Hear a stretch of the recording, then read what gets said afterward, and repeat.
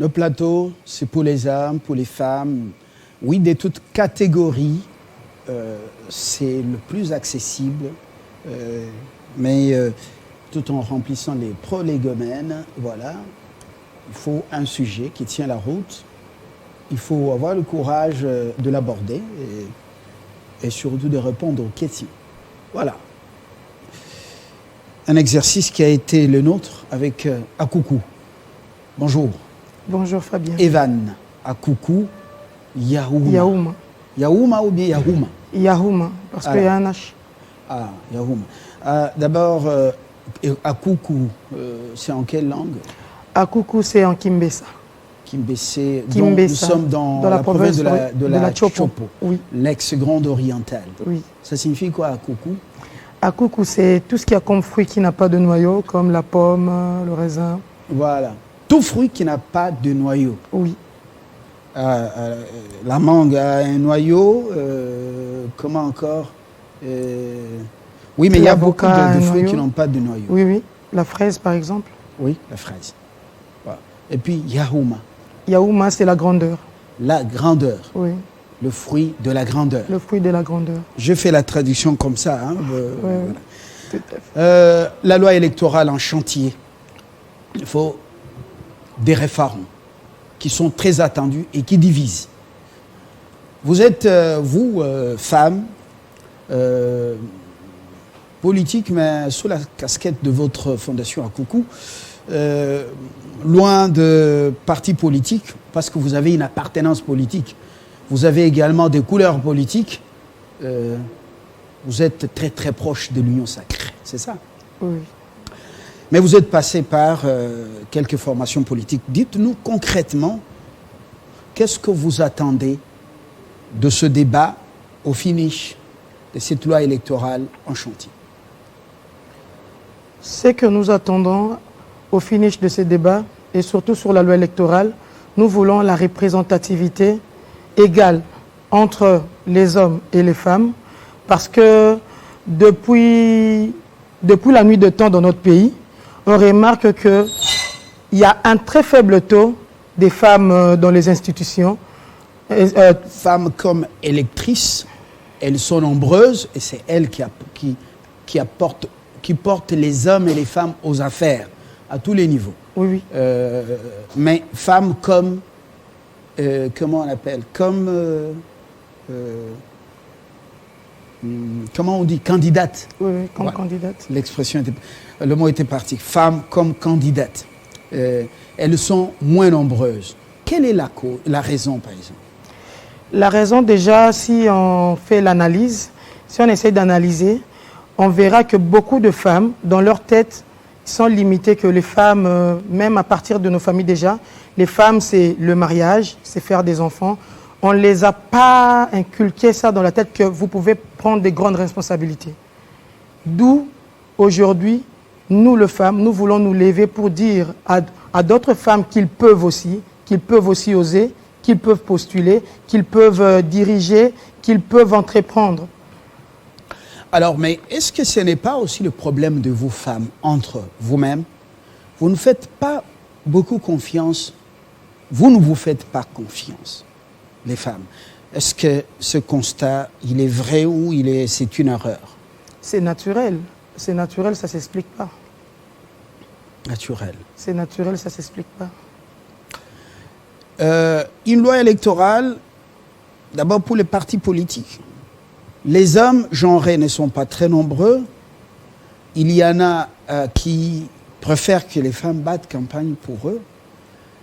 Qu'est-ce que vous conseillez aux leaders politiques qui sont eux-mêmes bien représentés au niveau du Parlement et qui discutent de cette réforme électorale? Les leaders politiques ne doivent pas seulement laisser les femmes faire la mobilisation, parce que c'est que nous constatons dans des partis politiques, on utilise plus des femmes pour attirer le monde, mais on ne mécanise pas ces femmes-là. On ne leur donne pas de fonction, on ne leur laisse pas postuler. On verra bientôt là, on va passer aux élections. On verra qu'il y aura moins de femmes candidates parce que même le parti ne permet pas, on va dire non parce qu'il y a déjà un homme qui a postulé, vous ne pouvez plus postuler. Et ce genre de raisons, c'est ce qui fait qu'on puisse avoir à la suite moins de femmes candidates que les hommes. Mais si les femmes elles-mêmes préfèrent jouer le rôle des pots de fleurs que celui des leaders au sein des partis politiques, où est le problème, en fait, où est le problème des leaders des partis politiques? Non, il n'y a pas que de femmes qui veulent jouer de pots de fleurs. C'est pourquoi au tout début, j'avais parlé que même dans nos familles, on ne nous avait pas dit ça avant. C'est actuellement qu'on commence à voir les femmes actives. On est en Afrique, on est dans un pays en voie de développement, on n'est pas encore développé complètement, pour que la femme puisse comprendre sa place dans la société, pour que la femme puisse comprendre son apport. D'où on doit passer aussi par la sensibilisation, et la femme doit comprendre qu'il ne peut pas se limiter qu'à la mobilisation, à ramener des électeurs à voter des candidats. Elle aussi, elle peut se faire voter. Alors, est-ce que vous croyez que c'est possible pendant ce débat sur la loi électorale que les hommes vont accepter, surtout les leaders politiques, que la loi puisse imposer aux formations politiques de pouvoir présenter les candidats en nombre égal, hommes-femmes? Les hommes... 50-50. Oui, les hommes sont dans l'obligation d'accepter parce que ça figure sur la loi. Il y a l'article 14 de la loi de la Constitution, oui, qui parle de 50-50 sur les femmes par rapport aux candidats, par rapport aux candidatures, sur la loi électorale aussi. Mais jusque-là, ce n'est pas encore entré en actif. On ne comprend pas pourquoi. Pourtant, la loi déjà stipulait ça déjà à l'avance. Mais il faut des pressions. Oui. Il faut des pressions sur le législateur. Oui. Et en ce moment, on a senti seulement l'ONU faire le plaidoyer auprès du président du Sénat, auprès du président de l'Assemblée nationale. On a suivi quelques ONG internationales, mais dans le pays, on ne sent pas une mobilisation tous azimuts des femmes pour un environnement qui leur permette un accès facile dans des sphères décisionnelles et surtout à tous les niveaux des élections. Bon, déjà, il y a moins de femmes indépendantes que de femmes qui sont dans des partis politiques. Beaucoup plus de femmes sont dans des partis politiques. À lire les statuts et les règlements du parti, ça ne leur permet peut-être pas de faire des déclarations qui vont à l'encontre de leurs règlements ainsi que les statuts de leur parti politique. D'où, vous voyez, ça n'a pas vraiment d'ampleur. Et beaucoup de femmes ont cette volonté de s'exprimer sur ça, mais ils ne peuvent pas parce qu'ils sont sous une loi, ils avaient déjà signé, ils sont dans des partis politiques où ils ne peuvent pas contredire. Donc on peut pas... Il y a des partis qui encouragent la démocratie, les débats.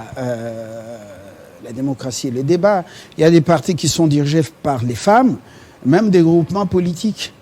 Et il y a aussi des partis qui ont amené plus de femmes dans le gouvernement des warriors. L'art de parler n'est pas aussi donné à tout le monde. Ça s'apprend. Certains veulent bien le faire, mais ils ne savent pas comment le faire. Il y a un souci permanent dans la gestion, surtout dans l'exécutif. Et on voit que... Est-ce que les femmes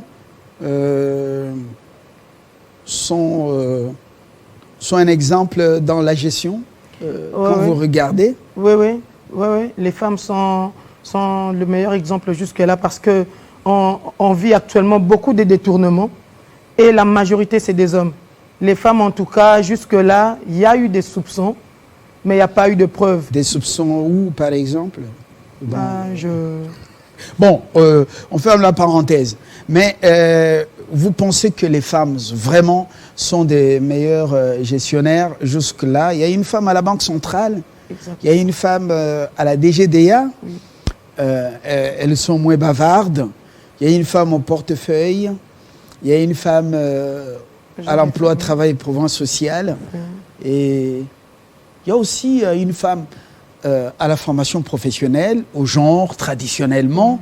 Et puis, la liste n'est pas limitée. Exact. Nous quittons le stade des détournements. Est-ce qu'elles sont réellement des guerrières? Elles sont des guerrières, mais souvent étouffés par leur parti politique. Ils ne peuvent pas faire X, malgré qu'il assume un poste au niveau national, mais souvent il a des indications provenant de la famille politique auquel elle ressort, donc elles peuvent rien. Si on peut instaurer une loi auquel, lorsque une femme assume déjà une X fonction, le laisser travailler selon les consignes données, ça serait mieux, parce que à chaque fois vous allez voir, la personne a la capacité de bien travailler, la personne a la capacité de donner tout d'elle, mais elle est étouffée quelque part. Des contraintes statutaires. Elle est étouffée, exactement. Voilà. Elle a des comptes à rendre. C'est tout à fait normal. La redevabilité, on n'est pas tombé du ciel pour mais ça doit être pour l'intérêt national. Oui, la nation d'abord. Les moyens de pression, vous prenez la pression. Quels sont les moyens de pression que vous proposez, par exemple? Déjà, des forums, les femmes doivent parler. On ne peut pas se limiter à rester chez soi et dire qu'on veut l'égalité sans pour autant faire entendre sa voix.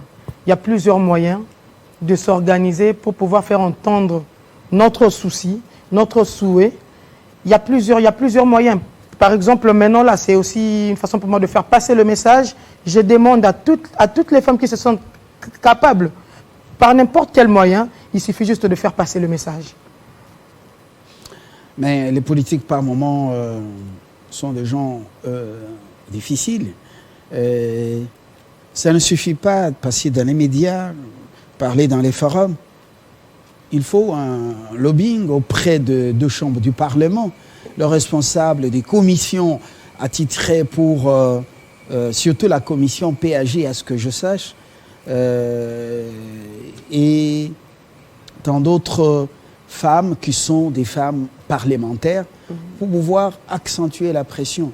À ce stade, si vous dormez, mais vous n'aurez que vos larmes demain. C'est juste que là, c'est ce qu'on a. Et les femmes qui sont dans l'exécutif ont les mains liées, vous le dites si bien, mais les femmes, la société civile elle-même, elle renferme beaucoup de femmes. Mais on ne sent pas. On ne les sent pas. Et pourtant, elles sont indépendantes. La société civile n'a pas des statuts et des règles qui lient les femmes. Vous l'avez dit tout à l'heure, ils ne descendent pas du ciel, elles ne tombent pas du ciel comme ça. Elles sont là à travers, même s'il n'y a pas de loi, mais il y a toujours une certaine pression qu'on leur met, une certaine contrôle. Donc, elles ne sont pas elles-mêmes. Donc, les pressions viennent également, sont sociologiques. Exact. Vous avez dit que beaucoup de choses ont évolué. Les études aujourd'hui, les femmes font toutes les filières. Oui. Elles sont capables, elles sont ingénieures, exact. Elles sont architectes, oui. Elles sont mathématiciennes, donc elles sont dans tous les domaines. Mais le problème se trouve à quel niveau pour un peu plus de prise de conscience? Le problème se trouve au niveau social, parce que déjà dès le départ, moi, par exemple, quand j'ai grandissé, on m'a dit qu'on ne peut pas parler devant un homme. Mais on ne m'avait pas dit dans quel moment, où et quand.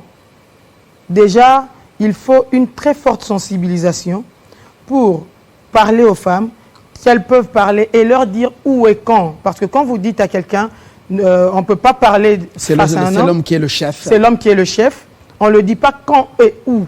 Parce qu'il y a des entreprises où ce sont des femmes qui sont des DG. Elles sont en train de diriger les hommes. Donc, c'est d'abord sur le plan sociologique dans nos familles qu'on doit d'abord commencer. Et ça va monter au fur et à mesure dans les institutions, dans les universités, dans les écoles. On va apprendre à une femme à être autonome et l'égalité. Parce que quand on parle de l'égalité, l'homme et la femme, ce n'est pas que la femme devient un homme. Non, non. C'est sur le plan des institutions d'assumer des responsabilités dans les institutions tant nationales, indépendantes et comme ça. La tête, surtout le cerveau, n'a pas de sexe. Donc la différence, elle est somatique, exact. Mais donc la différence n'est pas au niveau de la cervelle. Au niveau de la ville-province de Kinshasa, nous allons bientôt vers les élections des gouverneurs, vice-gouverneurs.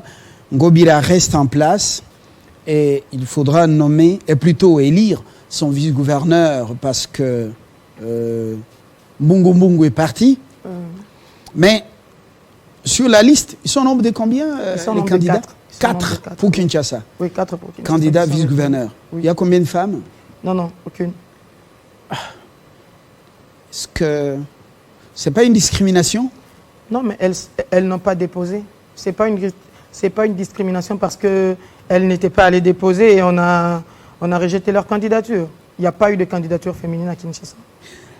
Alors, Jekoko Mulumba et tant d'autres, est-ce qu'après un homme gouverneur, on ne devait pas voir quand même un vice-gouverneur, une femme? On aurait bien voulu, mais les dés sont déjà jetés. C'est déjà bâclé, la liste est bouclée. On attend les élections le 6 mai. On attend les élections le 6 mai, donc on peut rien. On peut bien vouloir, mais on peut rien. Alors vous serez là pour les Moulolo, accompagner les différents candidats au vice-gouvernorat? Ouais, on serait là, surtout pour accompagner le candidat vice-gouverneur Jekoko Mulumba, le ticket gagnant de l'Union Sacrée, parce que le reste sont des indépendants. Il n'y a que le seul qui est de l'Union Sacrée, c'est l'honorable Jekoko Mulumba. Parce qu'on voit son apport, c'est un homme de terrain. Moi, personnellement, il a tout mon soutien avec les autres camarades. Il y a le PDG Littéro Leko, il y a l'analyste sociopolitique John Mikala. Donc, on est en train de soutenir les gens qui ont la volonté d'accompagner la vision du chef de l'État. On ne veut plus de gens qui stagnent les choses. On veut que les choses avancent. Voilà, c'est un soutien affiché, comme on a vu hier en France, un soutien affiché. Les Français ont refusé qu'une femme prenne l'Élysée hier. On lui a donné seulement 41,2%. Le choix a été clair. Et Macron a eu 58,8%. Je ne sais pas si ça a évolué. Oui. Depuis que l'Élysée, aucune femme, oui. D'après la petite histoire que j'ai étudiée, encore du chemin à parcourir en France. Bon, tout dépend aussi de l'appartenance, parce que déjà Marine Le Pen, avoir sa politique, le choix était clair. Entre Macron et Marine Le Pen, on préfère encore un diable qu'on connaît qu'un ange qu'on ne connaît pas, je peux dire ça. Parce que selon le sondage, Macron, les Français ne voulaient plus de Macron. Les sondages sont aussi manipulés, est-ce que vous le savez? Oui. Les sondages sont aussi manipulés par moment. Mais Marine Le Pen, parmi tous les candidats, je préférais encore Mélenchon à la place de Marine Le Pen. Déjà mettre au deuxième tour Marine Le Pen et Macron, le choix est clair. On peut faire Macron parce que Marine Le Pen est trop Le Pen, Zemmour, c'est pas votre préférence, on a compris. Je préfère Mélenchon. La France insoumise, j'ai vu hier. Au Congo, une femme, non seulement candidate, mais une femme présidente de la République, locataire au palais de la Nation, sur le fleuve Congo. C'est possible. C'est possible. C'est possible. Il faudra attendre combien de décennies, par exemple? Autant de temps que ça prendra, parce qu'on est un pays en sous-développement. Beaucoup de femmes n'ont pas eu accès aux études dans les temps. Actuellement, il y a des femmes déterminées. Et avec le temps, ça prendra autant de temps que ça peut prendre. C'est possible, c'est pas impossible. Et voilà. Maison Blanche, c'est Kamala, oui. Kamala, vice-présidente. Oui. Ça peut marcher avec Hillary. Mais bon, l'Afrique a déjà montré beaucoup d'exemples avec des femmes présidents. Beaucoup de choses ont évolué. 2023. Oui. Vous êtes sûr, quand vous regardez les décors, on termine par là, le décor, vous êtes sûr que l'Union Sacrée qui est au pouvoir va nous amener aux élections? Oui, pourquoi pas. C'est une promesse du chef de l'État, il l'avait promis. Et je pense qu'en homme d'État qu'il est, il va le faire. Et les décors, financement des élections, loi électorale, on se bat encore. Le fichier électoral n'est pas encore révisé. C'est-à-dire qu'il n'y a pas eu encore un enrôlement des électeurs. et surtout les nouveaux majeurs, les nouveaux électeurs, ne parlons pas des Congolais de la diaspora, est-ce que ça ne craint pas un glissement? Je ne parle pas de la glissade. Non, non, on reste serein. C'est presque la même chose qui s'est passée en 2018. Les gens n'y croyaient pas que les élections allaient avoir lieu. Mais après, on a eu à passer aux échéances. Donc, c'est pas impossible. On reste serein. Il y aura élection en 2023. Voilà. Vous êtes tenté 2023? Même la députation provinciale? Non, pour l'instant, non. Mais je vais soutenir un candidat. Des gens? Oui, je vais soutenir des candidates. Des candidates? Oui, parce que là, on parle du genre. Très bien. Alors, les femmes, vous avez déjà un soutien en détail. Evan Akuku Yaouma, qui ne s'est pas encore décidé, mais vous avez son soutien. Moi, je soutiens aussi les femmes candidates à tous les niveaux. Je vois que ce sont des êtres très sensibles, qui ne sont pas prêts à créer des soucis au Congo. Et alors, législateurs, nous vous écoutons, nous suivons de plus près. S'il vous plaît, écoutez ce plaidoyer. Très bonne journée à toutes et à tous. Je vois Bellarmé qui s'avance. Bellarmé, il y a un message important. On va aller lire tout à l'heure, après nous. À coucou, Evan, je vous dis merci et très bonne journée. Fabien. Merci. Nous, on jette l'éponge l'encre par ici avec espoir de vous retrouver demain.